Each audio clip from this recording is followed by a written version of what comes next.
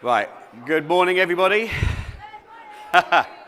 So it's going to be an interesting talk today because for some reason my computer doesn't want to show me the presenter notes or what the next slide's going to be. So I'm going to learn just as quick as you do. So that should be top fun, and good luck to everybody watching this on YouTube in the months to follow because you're going to be as lost as I am right now. Hooray. Okay, before I start, a couple of quick things. Yesterday I did a talk, and there was a chap who came to me afterwards mentioning that he'd bought the first in my series, Letter from the Dead. Are you here? Can you wave your hand up if you're the same chap? Brilliant. Come and speak to me at the end. I've got something for you.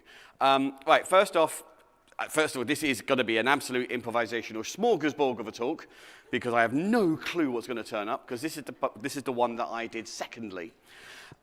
Before I start, though, I just want to quickly check. Make a noise, because I can't really see that many hands because there's light shining in my face. Make a noise if you were in my talk yesterday. Brilliant. Masochists. Make a talk if you weren't here yesterday. I'm not judging. I totally understand. The reason I ask is because I wasn't too sure what the crossover was going to be. There are some slides at the start that kind of double up with what I did yesterday. Don't worry, I've not accidentally started the wrong slides, although I don't know because I'm not sure. For those of you who weren't here yesterday, my name is Tony Lee. I start off by apologizing because I'm British. That's not why I'm apologizing, but I talk fast because I'm from London, and sometimes Americans look at me confused and go, I have no idea what you just said.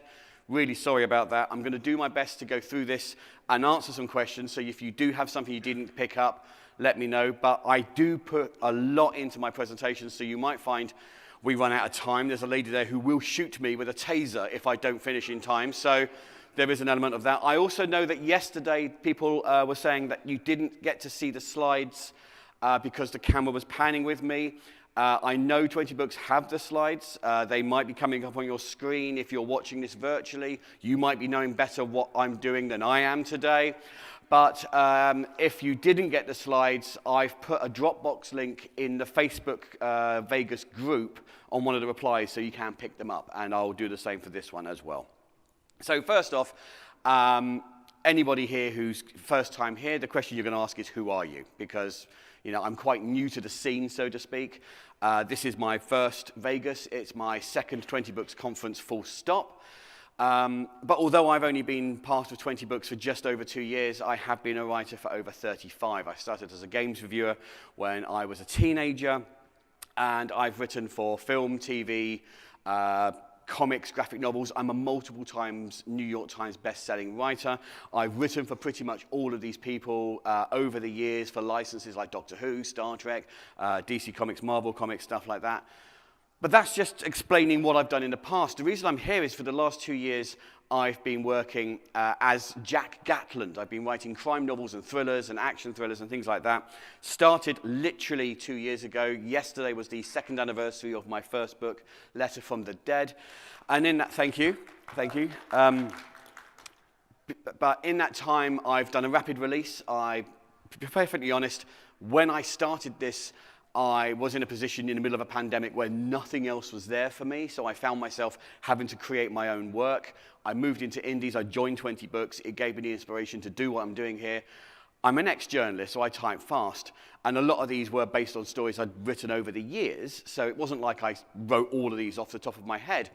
But in that time, in the last 2 years, I've written 16 releases, I've had over 90 million page views, I've had 100,000 book sales, I've had 20,000 five-star reviews, a few one-star reviews, which I won't talk about, and I'm what's classed as a mid-six-figure author. Now that might make you think, oh, who are you to think you're so great? But the reason I'm saying this to you isn't to say, look at me, aren't I wonderful?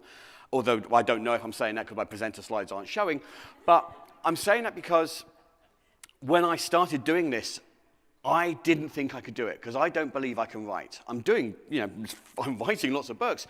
But as a reader, I liked books that were expansive and had amazing dialogue and descriptions. And I come from a world where I'm working with directors and I'm working with artists. So when I'm actually talking about the things that I want to do, I don't have to write the descriptions. Because for me, I could just go, this is going to happen, and they will draw it, or they will film it. So when I'm sitting there as a writer, writing my own thing, I don't quite know what I'm doing. And because of that, I found that when I was writing books, I was having to add more in. I wanted to add more bang for the buck. I added more supporting characters. I added more subplots. I found ways to really hammer those chapters so that every chapter ended with a cliffhanger. I wanted to get in as quickly as possible. And yesterday I talked about how I created subplots and characters and things like that. But today I want to talk about my process. And it's going to be an interesting talk about my process because I'm not sure what my process is going to be here. But when I started writing, I realized that there was a certain area I had to go for. When I was creating my process, I couldn't just start with page 1. I'm not a plotter. When I do books, I am a plotter. When I do comic books, I am a plotter because you have to. The real estate is completely different in comics. You work backwards. But with books, I kind of did it in a different way. And when I actually started looking into how I could do this, I realized the only way that I could make my book seem interesting was to use the term Chekhov's gun. Now, some of you might know Chekhov's gun. It isn't this Chekhov, and it isn't this gun. It's actually Anton Chekhov, a playwright from over 100 years ago. And we'll come back to that later. That's a Chekhov's gun pun. I'm instead going to talk to you about how I create my stories. It all leads into it, but I create my stories through coming up with a single moment, through visual thinking. Many of you have probably done the same thing. Visual thinking is known by the naysayers as daydreaming. It's not a bad thing. I spent my entire childhood being told daydreaming was bad because I was always off, miles away thinking of ideas. Eric Schumacher, who's a Georgia Tech associate psychology professor, said that people with efficient brains may have too much brain capacity to stop their minds from wandering. So if you daydream, you're super clever. And you should keep doing it. But for me, I would daydream. And the way I would work is I wouldn't think of how my first scene is. I'm not daydreaming page 1, paragraph 1. I'm thinking down the line. I'm thinking of my exciting moment. Something that I can use that I can then take my story and work towards. It's what I call the coulda, shoulda, woulda moment. The coulda, shoulda, woulda moment is that point in a story where no matter how great you thought this story was, there's one part, no matter how small, that ruined it for you. And it could be a simple thing. You could be watching a TV show or a movie and you see something and go, oh my God, that's amazing. That's brilliant. But if it was this, it would be better. And it could be something like, I liked Star Wars, but I wish Ben Kenobi had lived. I wanted to know more about Ben Kenobi. Well, luckily, with hindsight, we now know everything. I liked the Fast and the Furious movies, but I really wish they'd spent more time on the cars. Or, I really wish they'd spent more time on really extravagant bank heists or spy stuff. I really liked Bridget Jones's Diary, but I wish she'd gone for Hot Guy instead of Hot Guy. I really liked Harry Potter, but I really wish Voldemort had won. I really liked Twilight, but I wish that Jacob had ended up with Bella. I really liked Twilight, but I wish Jacob had ended up with Edward. Doesn't matter what it is. It doesn't matter what it is. It's that moment where you think, it could have been better, it should have been better, and the way I'm thinking of it now, it would have been better. And we're not talking the Jacob Edward thoughts. Put those out of your mind now. It's too early in the morning for those. But it's as simple as that, and it's a simple way of playing it. And to give you an idea of what I mean, I'm doing a series next year, which I've managed to get back from a producer, but when I was doing film and TV, I sold a film based on 4 words. And the 4 words were, John Wick with magic. And it was simple as that. But the reason I got it is I was watching a film on the plane called The Last Witch Hunter, which was a Vin Diesel movie, and I don't know if anybody here has seen it. It's an okay film. It would have been better if there'd been more witch hunting, or action, or anything good. But there was one scene in this film where there's this big fight going on, and it was almost like they were Sith Lords battering the crap out of each other. And I just remember watching this and thinking, if they were in suits, this would be awesome. With guns and gun fu and stuff like that. That's all I did. But it was that moment that gave me those 2 ideas, made them into something that I could use. And this isn't something that you can only do when you're watching TV or films or something like that. You can do this at any time. And the way that I often do it is I'll go to something like IMDb. Now, anybody who doesn't know IMDb, IMDb stands for the Internet Movie Database. And this is where, if you watch something on TV and you go, I recognize him, what's he from? This is the place that tells you everything. So, you go on there, you get a lot of stuff. But what they also have is the top 250 movies based on the reviews they get. So what I'll often do is something like this. This up here is the top 20, as of, I think, last week, movies on IMDb. And you've got things like, Lord of the Rings, Batman, the Godfather, stuff like that. And the way I like to play it is a game which is called It's This versus This. So what you would do is you would grab a 20-sided dice. Most of you will have one. And roll it. And you might go, okay, that's number 15 and number 9. And then you look at this and you work out it's this film meets this film. And it doesn't matter how crazy that idea is. The moment you hear the two films, if you know the films, you will have a vision. A single split-second moment. It's Lord of the Rings meets The Godfather. Bam. You've got that scene. You're seeing Don Corleone, but he's an orc. You know how this is going. It's 12 Angry Men meets Forrest Gump. Boom. You can see how this works. The man who is turning against the others, who thinks this person is innocent, well, that's Tom Hanks. Suddenly the story is working. It's The Dark Knight meets One Flew Over the Cuckoo Nest. Okay, that's tougher. But there's always that aspect that will make you go, oh, yeah, I could do that. Yeah, that is how this could work. And the moment you have that little spark, great, write it down. You might not want it right now, but that will be something you can use later. And to explain what I then do with this idea, I'm going to use something that many people know. And I'd used this yesterday as well. I'm what's called a Robin Hood scholar. So I've spent a long time learning about Robin Hood and the truth behind the stories and stuff like that.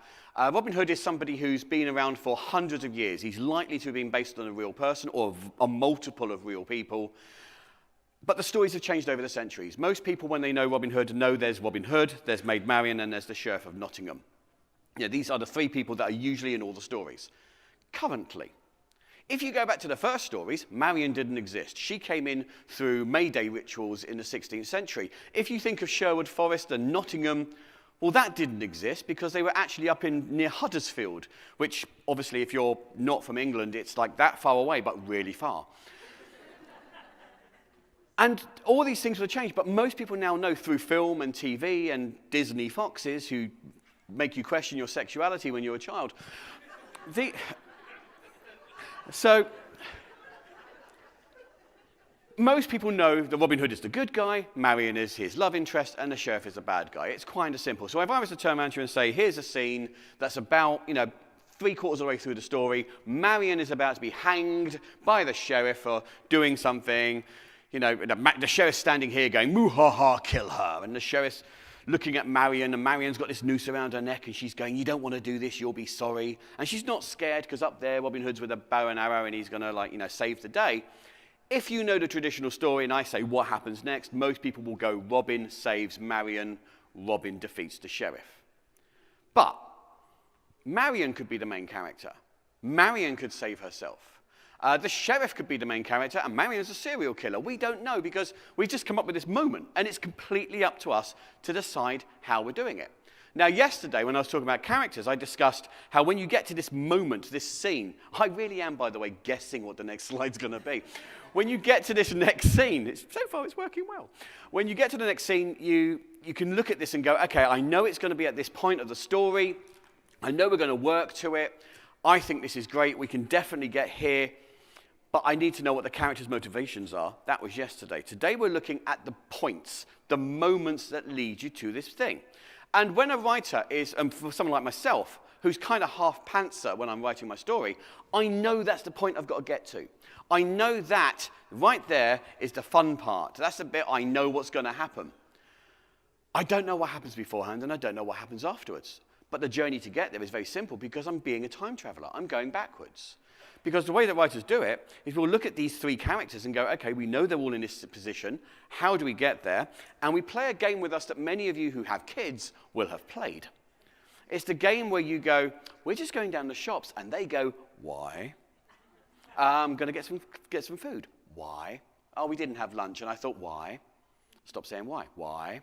You're annoying me. Why? Because you keep saying why. Why? You know the story. When you were a kid and your little brother did it, and then mum and dad would walk in, and you're like, shut up, and they're going, why? Writers play that game with ourselves. And it's the way that all writers will tell a story backwards. We will come up with that moment and ask us the question, because there are no wrong answers. And genuinely, I can tell you that with a fact, because I have sat down with children from the age of like 6 years old to 12 and asked the question, the sheriff is hanging Maid Marian, why? And they've come up with all these random answers, and it still creates a story. Because when you work backwards, you can tell it. Why is the sheriff killing Maid Marian? Because she's a dinosaur. Okay. And why is he killing the dinosaur? Because she killed his mum. Why? Because she was a donut.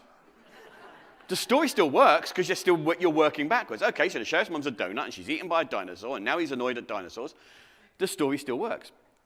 So when you look at this moment, you have to ask yourselves why. We know that Marian is being executed by the sheriff. Why? Probably because Marian at some point created a treasonous act that was captured and the sheriff decided to take her in and hang her. Now, it could be he's punishing her. We don't know why he's punishing her because we're still working our way back. But it could also be this is purely bait for Robin Hood. We don't know yet. But we know she has to have been captured. She has to have been captured to now be hanged. So why is she being captured doing this treasonous act? Because Robin Hood asked her to do this treasonous act to help him. Now, I don't know about you, but if a complete stranger walks up to me and asks me to commit treason, I'm going to say no. So there's a chance that we now know that she has to know Robin well enough to go, sure, why not? That sounds fun. So therefore, we now know in Marian's story, she's got to meet Robin Hood, get to know Robin Hood, get to the point where she trusts him enough to agree to do something treasonous, get captured, and then obviously get to this point where she's about to be hanged. That's her thread. But because we know that, we also know that at some point, Robin asks her to do this. We also know that at some point, Robin meets her. And therefore, they can start that relationship. So already, we've got 5 or 6 moments in our story that we can base things off. Hooks that we can hang coats off. But we also have a third thread. We have the sheriff. We know the sheriff captures her when she's doing this treasonous moment. We know that the sheriff knows her, because in tradition, Marian lives in the castle. She's the ward of King Richard. So now you know, well, hang on, if he's arresting her for treason against him, we could have a scene at the beginning where they're really good friends. Maybe he's in love with her. Maybe, she's been really nice to him. And then she changes when she realizes what he's like. And again, your story is changing. Maybe he's met Robin Hood earlier on as well, and we know that he hates Robin Hood. And when he finds out she's with Robin Hood, it makes him even angrier. And as you start going backwards and answering your questions, you're filling out this story. And the story itself starts to get better. Because you now know the sheriff meets Robin and he hates Robin, and the sheriff's hanging out with Marian, and then the sheriff has this big moment with Robin and it all goes wrong, and then Robin meets Marian because of this, and then he goes and has a go at the sheriff, but Marian doesn't know this, and straight away your story is becoming created with just 3 characters. We're not even talking about the merry men and the other characters. This is the basic skeleton that you're building your musculature on. All the way to the moment where the sheriff, Marian, and Robin are standing there in a courtyard. But what if I want to do more? What if I don't want to have Marian being rescued? What if I want to do something where Marian can rescue herself?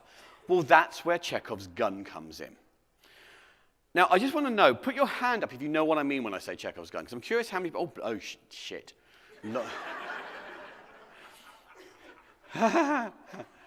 This is good, I don't have notes. So, Chekhov's gun is actually, there was a playwright called Anton Chekhov. He says, if you say in the first act, there is a rifle hanging on the wall, in the second or third act, it absolutely must go off. If it's not going to be fired, it shouldn't be hanging there. Now, this is a quote he uses, but it's not the exact quote he means. He doesn't mean that if you have a gun on a wall, you must use that gun. What he's saying is that gun must at least be acknowledged. There must be a reason why everything in your story is there. If you're going to turn around and say your character and really draw attention to the fact they really love this, this red Dodge car that they've got, well, that car has to be relevant later on. If this was my father's car, well, that's going to be relevant later on. And sometimes that becomes a trope. But at the same time, it's more of an agreement that Chekhov makes with the reader, that he's not going to give anything that is completely pointless. He's not going to do anything for you that is going to put you in a position where you don't understand how the story goes. In fact, in Chekhov's The Seagull, in Act 1, a character walks on the stage with a rifle. By the end of the play, he shot himself. Chekhov was a happy-go-lucky funster, but his plays were solid in that respect. Another one that many of you might know is the Vanishing Cabinet in Harry Potter. It's mentioned in like one of the first books that there is this thing, and Peeves was playing around with it and stuff like that. And then it's not mentioned again until the Goblet of Fire. And in the Goblet of Fire, I think it's the Weasley brothers toss one of the Slytherins into it, just because it sends you somewhere. It sends you anywhere. No one knows where it is, and they just put him in there for a joke. And then in like the next book, or even the book after that, that Slytherin finds Draco Malfoy and says, I found myself in this particular place. I think it was Borgin and Burke's. And then Draco goes, now I understand. There is a path that goes from Borgin and Burke's to Hogwarts. And then he's able to use that to bring people in to kill Dumbledore. So really, the Weasley brothers caused all the problems. Yeah, bastards. But the point is this is a small throwaway moment earlier on in the book that then becomes a major issue. It's still a Chekhov's gun. One of my favorite ones is from the film Shaun of the Dead. I don't know if anybody's seen Shaun of the Dead. Thanks, Mum. In Shaun of the Dead, obviously, zombies attack. At one point, they gather themselves in a pub. There's a rifle. They're shooting people. That rifle's there at the very first scene. It's on the mantelpiece above the shelf. Edgar Wright understands Chekhov's gun. And it's everywhere. In Aliens, Ripley, the big scene, get away from her, you bitch. People go, well, how does she know how to use that big walking thing? She uses it at the start of the film. All these things, if you're going to have a big payoff, you show it at the beginning. And when you're working backwards, it's easier. Because you know what you need to do, you just go back and find it earlier on. So now we're back to our scene with Marion, and, well, this makes it slightly easier because we know all this, let's get rid of it. Now we know Marion has got to save herself.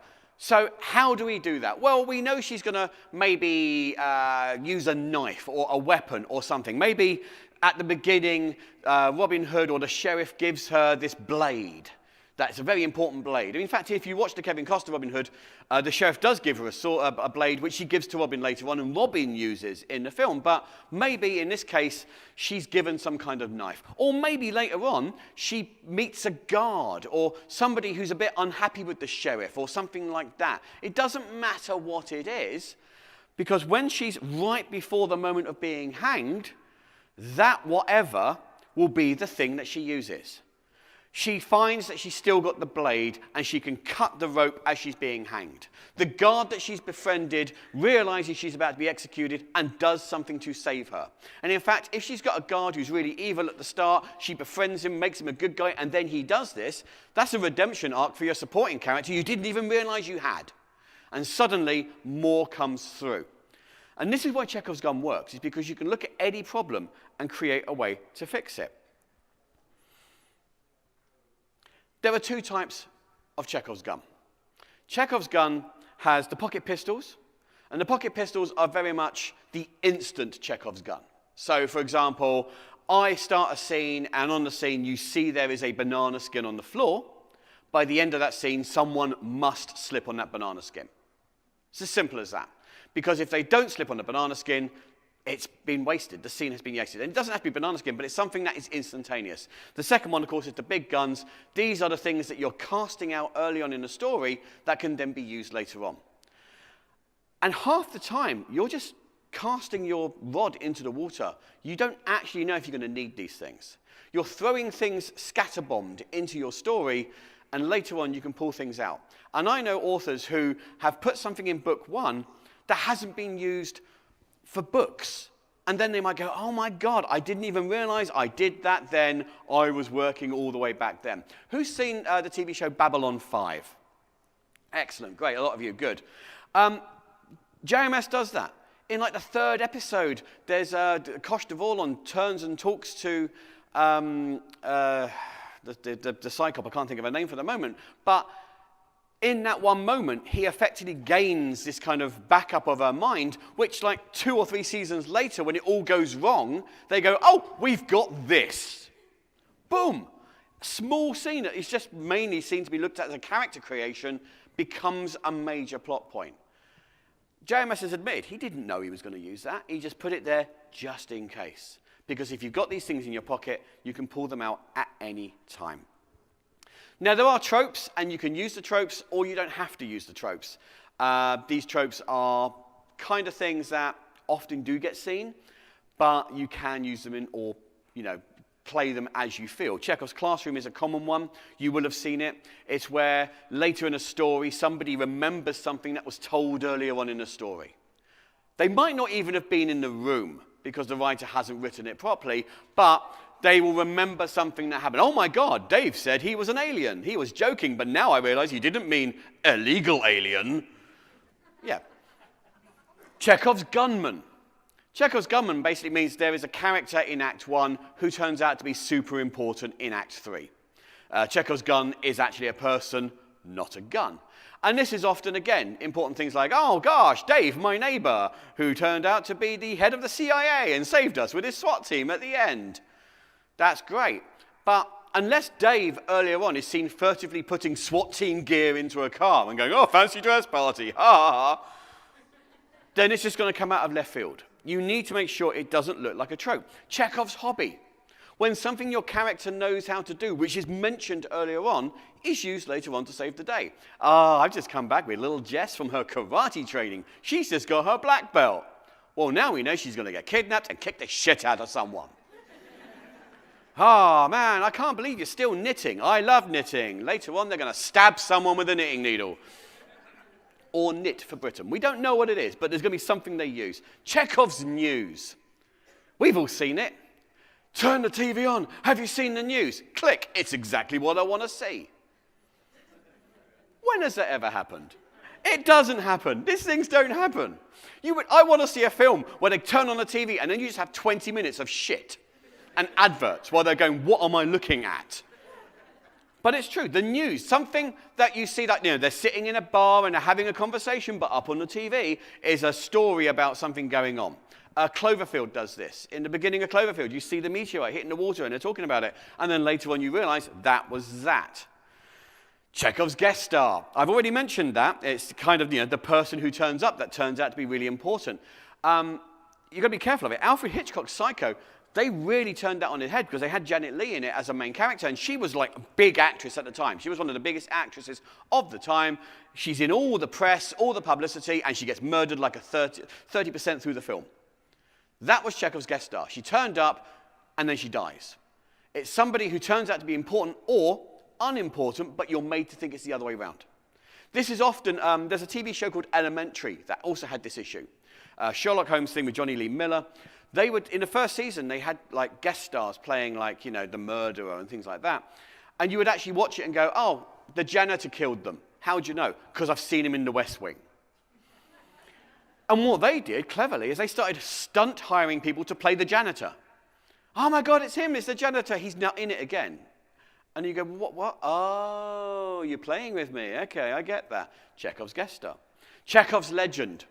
When an urban mystery or an urban story you've been told turns out to be true, this is a trope that you don't really need to work with. It works a lot in things like urban fantasies. But at the same time, if you're going to use it to your advantage. Don't use it against things. And finally, Chekhov's forbidden gun. Do not do this. Do not do this. Do not press that big button. Do not cross the streams. Because we all know what's going to happen. Yeah, you're going to cross the streams. You're going to press the big button. You're going to have to do the thing that you're told not to do. When people see the big flashing red button that says do not press this at the start, you already know it's going to be pressed. So press it early on and have them explode. Why not? Stop that. Take away that idea. Because when you start playing with the Chekhov's guns, you also start playing with things like red herrings. And red herrings are things that are like Chekhov's guns. These are things that are aimed to delay or move things around. I write crime and mystery. We use this a lot. Red herrings are pathways that the audience are led down. And they don't have to be dragged by the nose, but you kind of make the audience think they're being clever. And they're like, oh, I know what's going to happen. This is, again, Elementary now, hiring the big-name actor to play a nobody. You're like, oh, I know what's going to happen. And then when it doesn't, you feel, oh, I've been pleasantly surprised. The term red herring, by the way, comes from the 1700s. It used to be used in fox hunting. It's not a nice story, but they would run around and they would wipe herrings around to remove the smell of the fox so that the dogs had a harder time finding the fox. This wasn't to help the fox, it was actually to make the hunt last longer. But that's where red herrings come from. But red herrings are purely here to distract you. That's all they are. They are a perfect thing for crime novels because you can give a character who acts suspiciously and you can put some bits and pieces in and lead them in a direction. If you want to, that red herring itself can become a Chekhov's gun because what you're doing is they could get to the end of that red herring and that red herring, although taking them in the wrong direction, will give them the answer they need to go back and save the day. So a red herring can also be a good way to continue your story. And again, working backwards, you are actually knowing where the red herring is going before you even get to it. Chekhov's gun is a guideline. It's not a rule. And I have to stress that from the start. I know people who slavishly stick with Chekhov's gun. And they go, oh, I've done this, and I've got my Chekhov's hand grenade, and I've just thrown it in and it's exploded. And that's great. But if you keep using your Chekhov's guns in the wrong way, if you keep bringing in these tropes, unless your story is part of you're writing to market and the market is full of tropes, because there are stories that have to have the tropes. You know, you have stories that have to have these things. If you're not doing that, then don't overuse them. But if a Chekhov's gun isn't visible, so for example, if it's just scattered in gently in the background and isn't used, the audience won't realize it's a Chekhov's gun. They will only realize it's a Chekhov's gun when it appears and is useful. And at that point, that is when the grenade is set off, when the gun is fired. And that means that when you're using this, you can take your time with it. You can break the rules. You don't have to use Chekhov's gun in the way it is. You can make it a red herring. You can make it whatever you want. Because at the end of the day, when you're using Chekhov's gun, you're a time traveler. You're going back in time. You are looking at your story with 20/20 hindsight. And as a pantser, for me, I look at my story and I see blank pages, and there's a part of me that is terrified and a part that is excited because I don't know what's going to happen. But if I work backwards from that moment, I don't need to worry about what's going to happen. I don't need to worry about these moments because I'm going backwards. Oh my God. Okay, so one of the things I do I think I mentioned this yesterday, is when I write my books, I know who the murderer is, and I know how they killed the victim. By 50,000 words into that book, it's a coin toss that I've killed the murderer. Because I got bored. And I thought, this is a good ending to a scene. And then I go, shit. I have to start again. And I will often write my book to 50,000, go back to the beginning, re-edit the book because I've changed everything. But because I'm going back and now I'm like, oh my God, I've just killed this character. Or I've gone, oh my God, I've got this guy as a murderer. But actually, I've just realized this character has a way better reason to do it. Now I go back and I feed those little ideas in earlier on that gives you it, that anybody reading my book can go, oh, of course. It's The Sixth Sense. Actually, hands up who hasn't seen The Sixth Sense, the movie. Really sorry, you're the only person who's put his hand up. He's dead. But when you watch the film, it's too soon. But when you watch the film, you realize that all the way through it, it's obvious he's dead. But you don't click it because you're expecting it to be the film it is. Go watch it. He's dead. But that is the point. By being a time traveler, you can go back and do this. In Bill and Ted itself, they use this. Bill and Ted are captured. And at one point, Bill and Ted are in a jail cell, and they're like, oh my God, how do we get out? And Bill goes, why don't we go out? Well, once we're out of this place, we'll steal my dad's key to the cell, we'll come back in time, and we'll hide it there. Cool. They walk over, pick it up, there's a key. Awesome. They open it up, they unlock it, they go out, they then get in their thing, they go back in time and do it. It's complete circular logic. But that's Chekhov's gun. Because they know I've got to get out by having a key. So how do I put the key in it earlier? I'll go back in time and put the key here. That's what you're doing as a writer. I'm going back in time to put the thing that I need. If I realize, as in my Act 3, that I don't have that moment that really gets my character, like, you know, his heart is torn out of his chest because he's realized he's been betrayed, well, I know who's going to betray him, so let's go back in and add like 3 or 4 really good scenes where you think this guy's awesome and brilliant and would not betray him in any way whatsoever. So that when it happens, the audience are like, what? Bam. That's your time travel. That's your Chekhov's gun. And that is why working backwards helps you move forward. Because if you know where you're going, it doesn't matter if you don't know how it ends. If you know where you're going, you can put this in backwards, and when your readers read it, they will think you are a genius. But only you know. It's a dead Russian with a gun. Thank you. So, I missed so much stuff.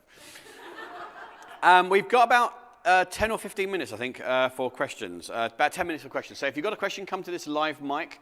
I will do my best to answer. Hi.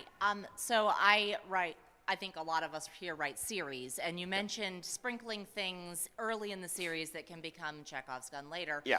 I am kind of obsessy about this, and it makes me feel a little paralyzed because I feel like I have to have all the books in the series done before I release, because I'm definitely a pantser, and I definitely do the thing where the murderer wasn't who I thought it was. It turns out to be the other person, and I have to go back. Isn't it great when you read the book as you're writing it? I mean, it's like a fantastic creative moment, and then I have to cut 70,000 words and rewrite them, and I weep a lot.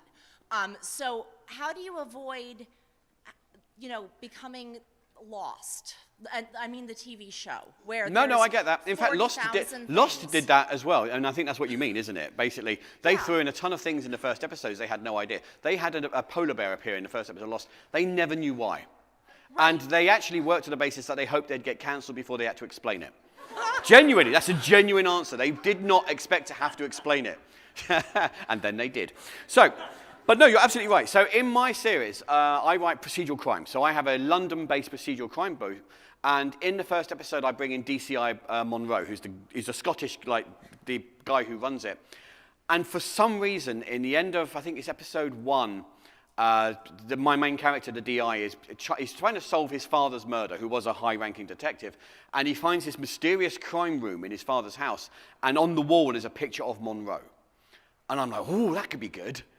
And then I realized, but now I'm turning him into a villain, and I didn't know how to do it, and I just kept it in the background. And then in the next book, there's like someone turns up and says, oh, here's a USB about Monroe you should read about.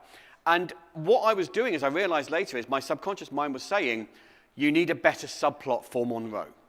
And the subplot turned out to be that basically he comes from Glasgow. When he was a teenager, he was involved in gangs, and he was involved in the death of someone no one ever knew. He became a policeman down the line, but this is something that can be used.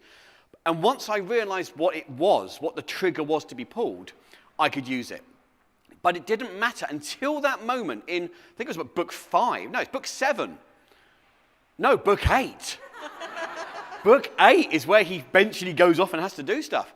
That I went, oh my God, yeah, that works. And often what I find is I have, in my book 5, I had a character turn up who was just a character to be in the book. He was a red herring character who then turned out to have a connection with Monroe.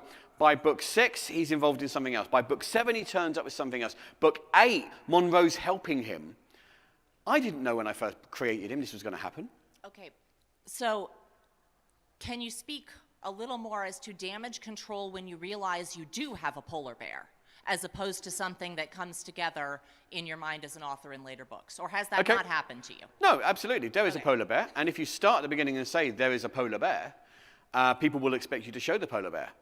But here's the thing with writing a series. You don't have to show it in book 2 or book 3. Or book. How many books are in your series? 4 to 6. So do it in book 7. That way, if you haven't done it yet, people will go, but you never mentioned the polar bear. And you go, you want my next book then? The Polar Bear of Doom. And it's as simple as that. Because what you will find is if you don't worry about the polar bear, at some point you'll realize there's a place you can put the polar bear. That is not the phrase I expected to be using in my talk. Nowhere to put your polar bear. Yes, hello. Hi, Amy Nova. I write paranormal romance and urban fantasy. What, in your opinion, what happens to reader expectation and reader satisfaction when your Chekhov's gun goes off and it fails? Well, yeah, there's an interesting thing with that, because sometimes you will think your Chekhov's gun is brilliant, but the audience will have already worked it out.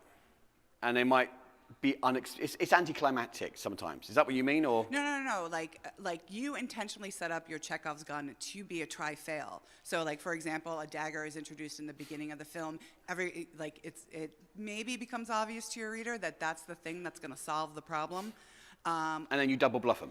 Correct. And then you utilize the dagger, and the dagger is not the thing that solves the problem. That's still a Chekhov's gun, because as I said at the start, all you need to do is acknowledge that dagger. If the dagger's shown at the start and it's used in a different way, that's still perfect. And in fact, that's a great red herring.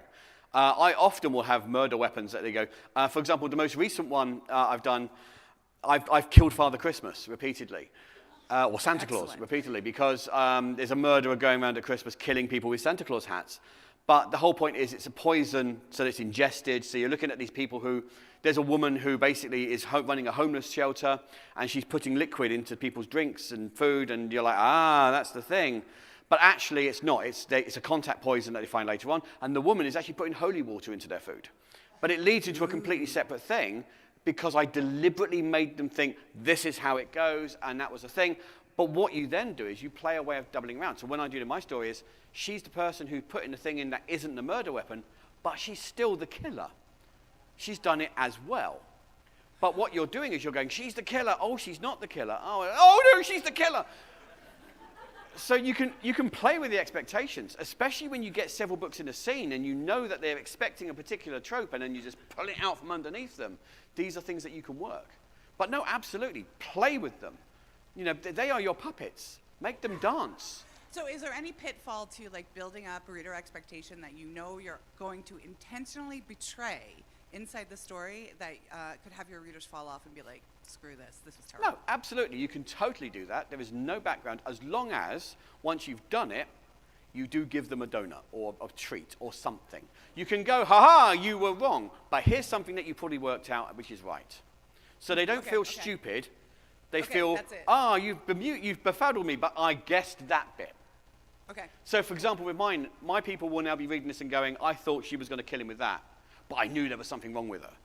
So they feel that way. Your readers, I think I said this yesterday, for anybody who wasn't here, subplots are great and things like that. Your reader does not want to be told 2 + 3 = 5, because that's just being spoon-fed. They want to be told 2 + something = 5, because then in their mind, they work out it's the 3. They feel they've got something. And so when you're doing something where you're dropping something where they think they've worked it out and then they find they haven't, that's great for them, because readers, more than anything, want to be proved wrong.